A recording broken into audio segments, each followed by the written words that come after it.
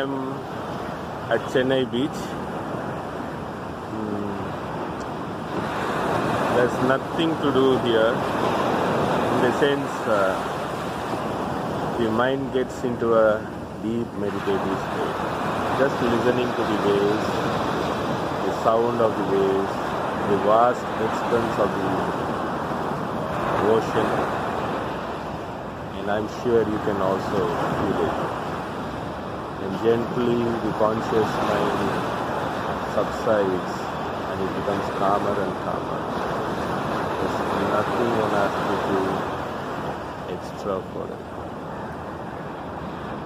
And it's so blissful.